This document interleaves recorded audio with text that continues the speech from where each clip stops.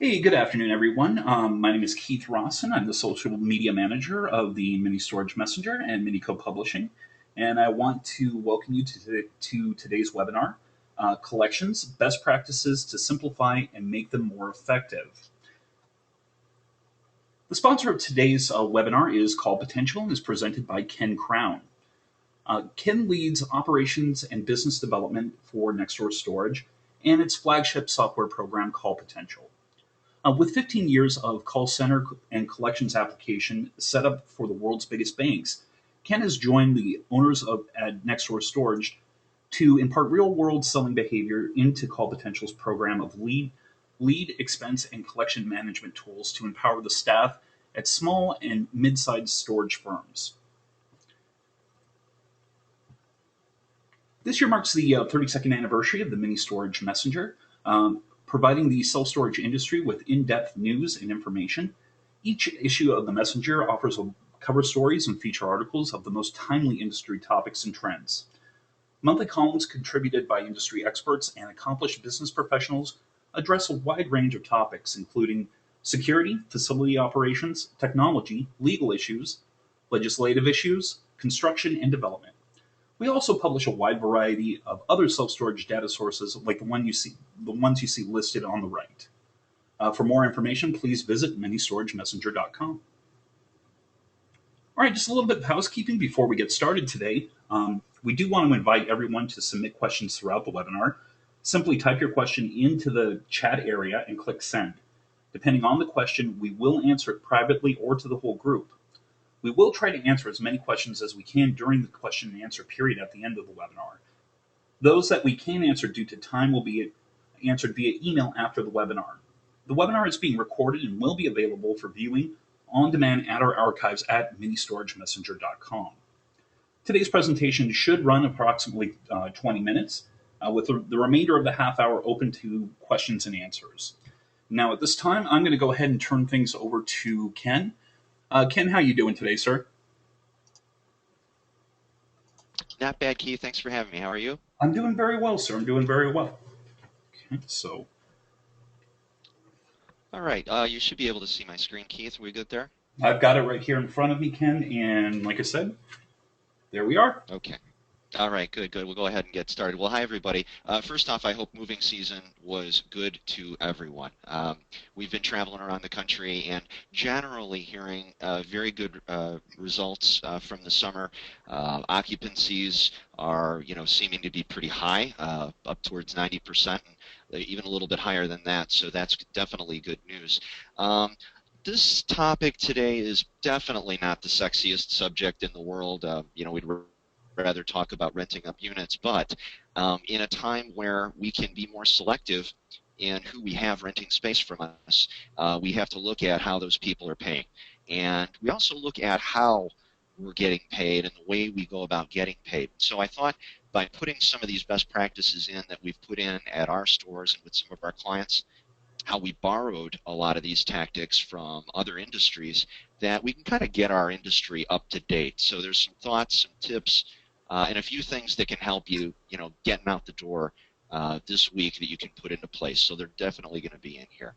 One of the things that I want to do is just give some thoughts in general as to, what's happening with our landscape. And the number one thing, if you wanted to point to it, is that mobile phones, PDAs, devices are everywhere. And there's some good things and maybe some not good things about that. And that if you look at our little cartoon here, if somebody's getting a phone call from somebody they don't want to talk to or somebody that they don't recognize, it's really easy to just go ahead and hit that ignore or that end button. And the opportunity to get that money is basically gone. There are people out now, especially in some of the more economically depressed areas, who are just getting prepaid phones. If they're getting storage from us, a lot of times it's hard to track that person down, especially when it gets to auction time. So a couple of things that make it a little bit of a challenge. On the other hand, devices and phones are in people's hands almost every waking hour. People are carrying them around, constantly checking them. And that's so we can take advantage of that. And so when people are using these phones, they're texting, they're talking to people, they're shopping on the internet, they're browsing for self-storage, and a lot of times the behavior that goes along with this is that they don't really think much and act a little bit more impulsively. Those neurons are firing to take action. And when it comes to collections, if we make it very easy for them to pay us, there is definitely an advantage to the fact that mobile phones are so prevalent. So those are some initial things, to think about. Statistics right now are showing that 82% of consumers are on these mobile devices. So that's not just a telephone, those are actual mobile phones, cellular phones. And as a result, people who are trying to collect on a particular debtor are all kind of competing to get that payment first.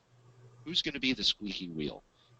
Who's going to be the one that gets that message out to them quickly, effectively, and makes it easy for them to pay? And, like it or not, with this attitude that some people have with their phones, they feel like they're in control of a lot of things, although they might not be very financially sound. They do feel as if they, can pick and choose who they want to pay when they're carrying these devices around. And like it or not, because they've been trained to behave a certain way by a lot of the retailers and places out there that already are very solid on these mobile devices, they expect world-class service. And even when they owe us money, that expectation is increasing.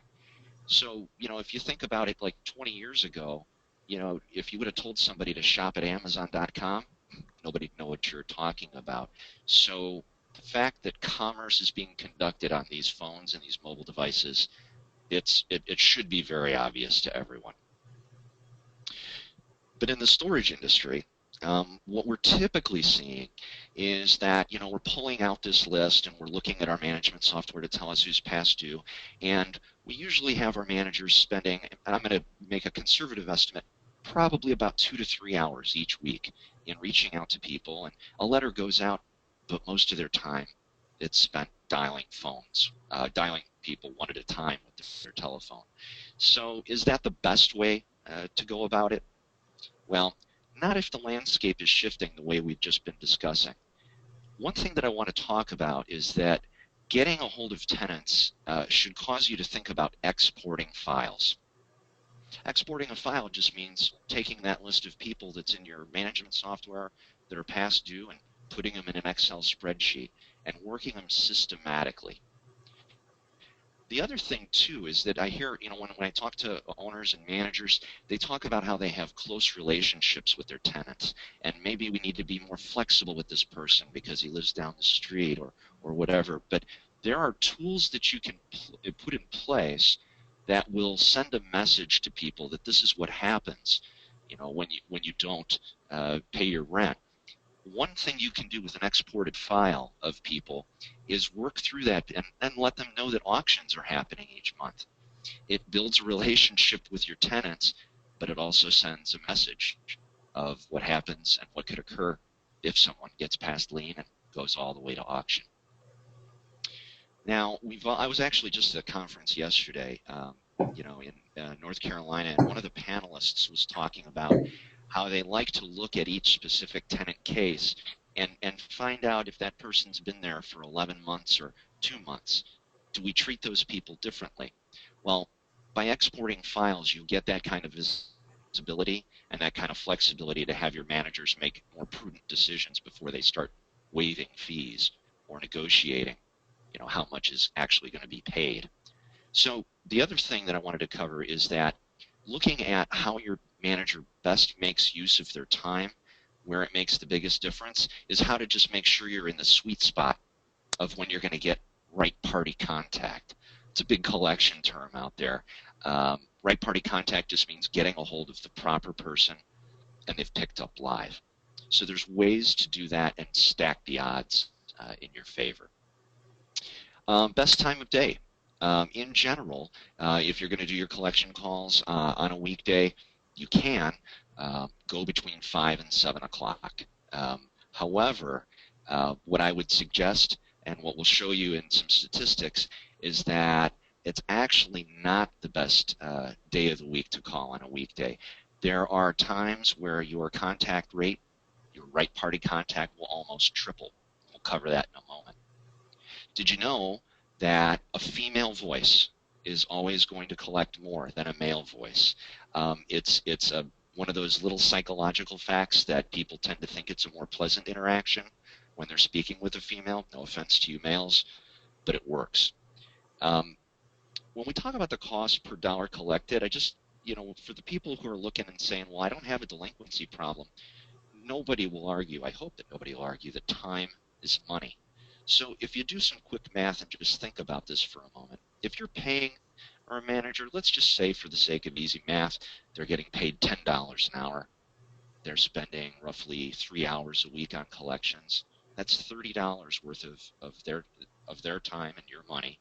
And if they're lucky, they might get 2 payments statistically in that 3 hours. And let's just say it's 2 payments of $100 each. So your cost per dollar collected is 15 cents on the dollar. That's only slightly less than you would pay a third-party agency. Now, some people are thinking, should I use a third-party agency? Should I not? It depends. They take anywhere between 30 to 35 cents on the dollar, but they don't know your tenants. So it's very, very important to consider that if you are going to be heavy in relationships with your tenants, that somebody else may be calling who they don't recognize. There are some tactics that you can do to get in the game and start using some of the modern technology and automated systems. We'll cover that. But in general, if you had one time and one date to have your people focus on collections, it's at 10:30 in the morning on a Saturday. The right party contact rates here approach 70% in this time. And if you think about what you're doing or what some families do on a Saturday, you're probably, maybe if you're like me, you're still in your pajamas, checking emails, you're got the cup of coffee, or on the computer, and right party contact rates on a Saturday are very, very high at this time. Later on in the afternoon, they go way, way down. So if you want to focus your efforts and hit that sweet spot, that's what we would suggest. We also talked about, the mobile device and the fact that not only can these people, get calls, but they can get emails as well. And if people are working on, getting emails, a couple of things that you can do if it ever comes time to update your lease, putting in a clause of an alternate emergency contact is a good way to get emails. Because if you get emails, then you can collect using emails. And going even further back, from the moment somebody first inquires with you about renting a unit, one of the things you can do is work that email into your script. For example, hey, Ken, thanks for your interest in next door storage. We can summarize our quote for you today in an email. What address should I send it to? By capturing the email address in that first 30 seconds of the conversation, you can have it for later, and you'll have a better way to reach out to people who might go into collections. Now, if they do, and we have a percentage, at our stores, it goes anywhere between 3 and 10%, there's going to be certain language that you want to use, not just as a secret weapon, but there's also another consideration to take place. But if somebody has just had an overlock, a friendly reminder call is the language you want to use. Hi, this is a friendly reminder from Nextdoor Storage, but you don't want to say that you're past due on your account. And we'll cover that in a moment, because if somebody else gets that message unintentionally, you've just exposed them and their account and their finances, and it causes issues. But this is how the urgency in the message can escalate over time. If you're sending emails, one tip you can do is if you get a Gmail account, and this is a good writer-downer right here. If you get yourself a Gmail account, it will allow you to send out messages to everyone on that exported list that we talked about earlier. Subject lines in an email address can start off friendly and suggestive, but as time goes on, you're going to want to, again, include a message regarding your storage account. At no time in any of these messages do you want to say you're past due and you owe us $100 unless you get the right party contact. Because if you do, you expose yourself to a violation of something called the Fair Debt Collections Practices Act. And in it, it makes sure that you're not revealing details about that person's finance to someone who has not been verified as the right party. So with FDCPA, you can protect yourself really well by documenting every piece of communication that you do with someone. It's important to do that. Lien laws are changing, and I've been to some conferences now, and in a lot of the states, they're shifting over to where an electronic email, if it's opened and verified, it can replace certified letters. So again, you can get that person on their mobile device. Now, again, specific messages are trouble. Avoid the specifics. Your only goal is to get them to respond. If they want to see detail and they are the right party, they'll click in and log in and do what they need to. There's also one word you need to be very mindful of, and if you're an owner, share this with your managers. If anybody mentions or hints or someone that the debtor's friend mentions the word bankruptcy, you need to stop your communication immediately.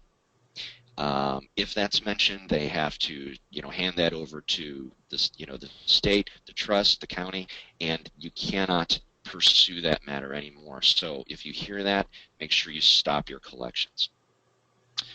We covered a little bit about how female voices are 37% more effective, and this one's kind of funny. If you use the name Marcy, this is odd, but we've actually found that the name Marcy is one of the ones that's most easy to remember for people. If one of you out there is named Marcy, congratulations. That's just a little tip if you're going to do that, something where you're leaving a message and you're a female. How can you deal with the mobile option? You can let them pay and make it easy to pay using mobile phones by de-identifying who it is that it calls. And one way you can get in the game that I mentioned is that you can go right now to Walmart and spend maybe 50 bucks and get yourself and your managers a prepaid phone. So now what you can do is you can send a text message. And now you are playing in the game at a relatively low expense. And anytime this phone rings or you get a reply, now you know somebody wants to pay or negotiate. So you're generating a response on a tool that's dedicated for one purpose only. So yeah, managers, you don't have to use your cell phones and start dealing with tenants on your own personal phone. It's not necessary. So there's another tactic that can help you as well as the Gmail tactic that I mentioned earlier. It's important to document things, and if you take the time over the course of a couple weeks and start really looking at how much time is invested in the dials that are made, how many answering machines occur, how many live people, and how many actual payments or promises did you get, it'll make you aware of those sweet spots that you may have that sort of deviate off the bell curve. The point is that systems work. Anytime you put something in a system, you can track it, you can measure it, and you can quantify it. And quite frankly, when you look at the fact that managers are asked to do a lot of things, you ask them to wear a lot of hats. Collections should be one that is only spent when it's at the prime time. If you're going to be sending texts or emails, there are systems out there that do it. Whether you create one in an Excel spreadsheet, you're texting or emailing through Gmail, it's possible to do. Text messages, again, are being very well received with response rates as high as 80% on collections messages. That means 8 out of every 10 people that get these either pay or they drive calls inbound to your center, which is what you want them to do. And now your manager is taking inbound calls for people who want to pay instead of dialing for dollars. So, again, whether you're using emails, make sure you keep your language in a certain way. Definitely take advantage of a tool like that. There's also the voice option. I'll play one real quick for you as an example and see if this is the name that you remember. Do you remember that person's name?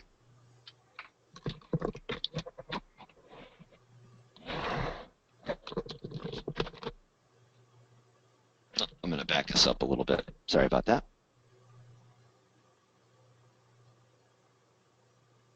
Hi, this is Marcy with a friendly call regarding your storage account. To pay your balance now, press 1. To speak with us now, press 2. Again, to pay your balance now, press 1. To speak with somebody now, press 2.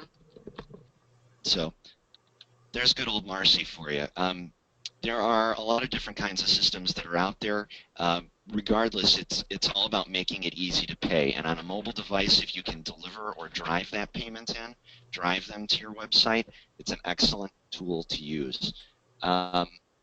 It's important to track how many payments you're getting because not only payments, but also how many people are being driven into the call center or into your particular stores. That will be proof positive that you might not get a huge jump in payments, but what you've just done is you've freed up at least 3 hours of your manager's time each week. Of course, your actual mileage may vary, but there are done-for-you tools that are out there. And of course, Call Potential does provide systems of tools that will help manage your leads, your marketing, your employee performance, but especially collections. And we're doing it via all 4 channels at our stores here in Illinois and for our clients. So if you'd like to talk more about what you can do in your stores to kind of build your own system and get in the game, or if you're considering a system to do this for you so that your managers don't have to spend that time going through that grunt work, go ahead and book an appointment at callpotential.com/schedule. So, Keith, I think at this point, what I want to do is see if there's any comments or questions Yeah, that we can cover. yeah, we've got a few questions here, Ken. First All right. one is can you make collection calls on Sunday? The answer is yes. If you are a first-party collector, that means you're collecting your own debt and you're not outsourcing it to somebody to do it for you. You can collect on a Sunday, absolutely.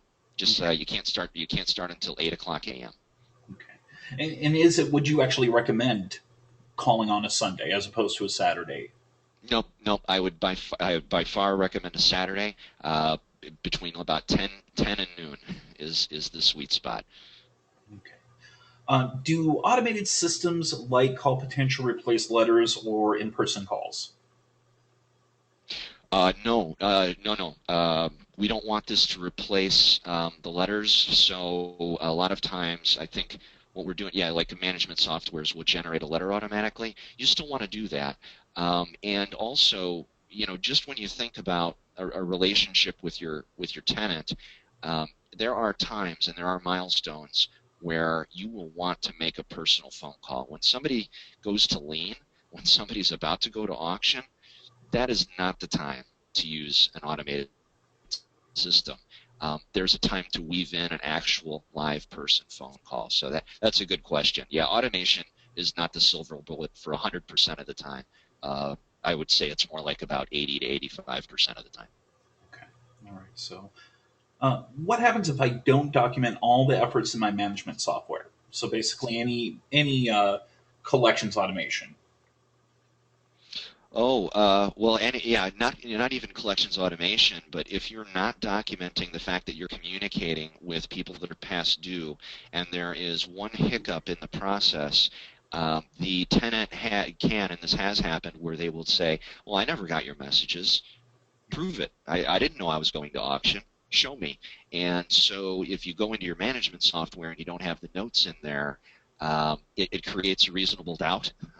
And like it or not, people who owe debt, especially with the FDCPA requirements, they have rights.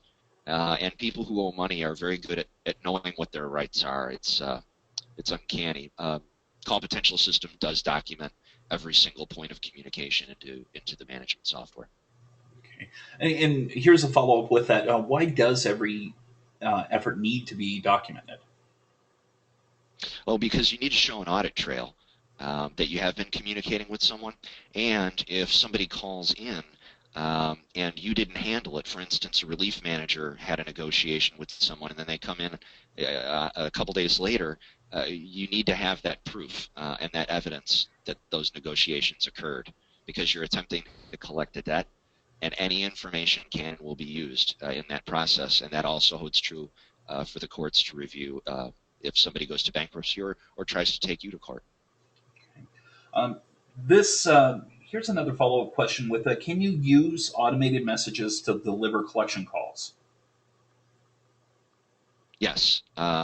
Yes, you can use automated messages to deliver collection calls. You cannot use automated messages to market to people or to your customers. But for the purposes of collections, there was recent legislation put out with the TCPA that allows automated messages for collections. It started on September 23rd of this year. And it's very interesting with not being able to market with a recorded message. So, all right, I think that's all we have for today, Ken. I do want to thank you today for your time and with some pretty interesting information that we had here. Also, I do want to thank everyone else for attending today. I hope we did provide you with useful information to assist you in your investment. Um, you will be receiving an email shortly with a direct link to the archive presentation. So go ahead and watch for your inbox for that email. And once again, I want to thank everybody for attending today. And Ken, we'll talk to you next time.